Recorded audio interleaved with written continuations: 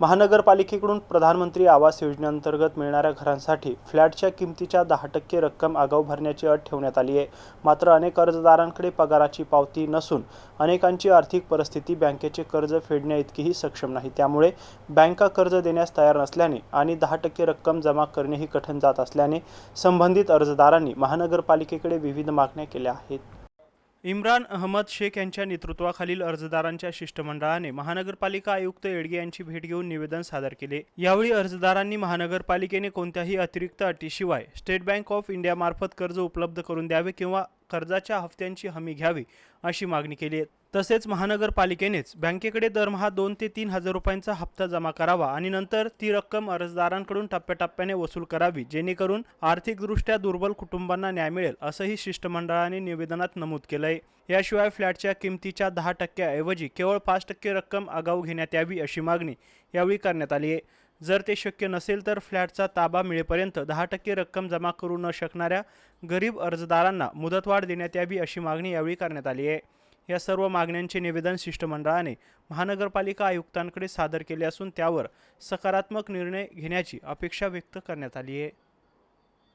आता सरकारने कधी ऐकलं नाही, सरकारने त्याच्यावर काही आवाज उचलला नाही, तर मग आमची जेवढे बी लाभार्थी तेवढे लाभार्थ्याला घेऊन आम्ही इथंच बसणार आहे आणि आमचं जोपर्यंत होत नाही तोपर्यंत सरकार स्वतः हात जोडत नाही तोपर्यंत आम्ही इथून हलत नाही। ही योजना येते कोणतीही म्हाडाचं, त्यांनी आम्हाला म्हाडाचं एक उदाहरण दिलं, कोणतीही योजना जेव्हा येते तेव्हा लकी ड्रॉ काढतात। लकी ड्रॉचा अर्थ काय?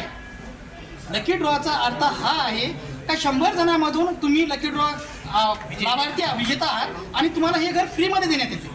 लकी ड्रॉचा अर्थ हा आहे। लकी ड्रॉचा हा अर्थ नाही की 100 जण आले, 100 जणांमध्ये तुम्ही लकी ड्रॉ काढला, 100 जणांना लाभार्थी ठरवलं, 100 जणांना लाभार्थी ठरवलं।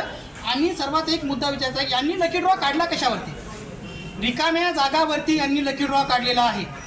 हे कोणत्या गाईडलाईनमध्ये बसतंय? 7 मजली बिल्डिंगचा लकी ड्रॉ तुम्ही रिकाम्या जागेवर काढता का? ही कोणता? तुम्ही जर सदनिका 7 मजली बांधलेली असते, तुम्ही लकी ड्रॉ काढला असेल आणि 10% मागणी आमच्याकडे केलेली असेल तर आम्ही कुठेही काहीही करून, कोणाकडे भीक मागून, व्याजानं करून, सोनं नाणं कोणाकडे आम्हाला घाण ठेवून आम्ही 1 लाख रुपयाची तडजोड केली असती। पण तुम्ही तुमचं ग्राउंड लेवलवरती काम आहे, तुम्ही जमीन लेवलवरती आहे, तरी तुम्ही आमच्याकडून 7 ते 8 लाख रुपयाची भरपाई करून घेताय आणि त्याच्यामध्ये सांगताय का 2 वर्ष थांबा, म्हणजे बँकेचा लोनचा हप्ताही फेडायचा आणि किरायाची रक्कम आहे 5,000 रुपये तेही फेडत, म्हणजे स्वतःहून आम्ही गळ्यामध्ये फास टाकून घेणार नाही। आणि आपण आम्ही जर याच्यावर जर आमचा जर निर्णयावरती कोणी विचार केला नाही तर आम्ही तीव्र आंदोलन करू। संभाजीनगरमध्ये ज्या लाभार्थ्यांनी घरकुलचे जे पैसे भरले 10% अमाऊंट, तर त्या लोकांना परेशानी अशी येत आहे की बँकेवाल्यांचं म्हणणं आहे की तुमची सॅलरी स्लिप घेऊन या। संभाजीनगरमध्ये जे घरकुल देऊ राहिले ते तर सुंदरवाडी इथे नाही का 9,26,000 रुपये त्याचा अमाऊंट आहे आणि महानगरपालिकेचं म्हणणं आहे तुम्ही 10% अमाऊंट पहिलं भरा। याच्यामध्ये ज्या लाभार्थ्यांनी पैसे 10% अमाऊंट भरली, 1200-1300 लोक आहेत, तर त्यांना नाही का प्रॉब्लेम असा येत आहे की बँकेवाल्यांचं म्हणणं आहे, प्रायव्हेट बँकेवाल्यांचं म्हणणं आहे की तुम्ही नाही का 12%ने तुम्हाला आम्ही लोन करून देऊ। 12%ने म्हणल्यानंतर ते घर आम्हाला जाऊ राहिलं डायरेक्ट 12 लाख 13 लाख रुपये जाऊ राहिला, ते घ्यायला पुरत नाही।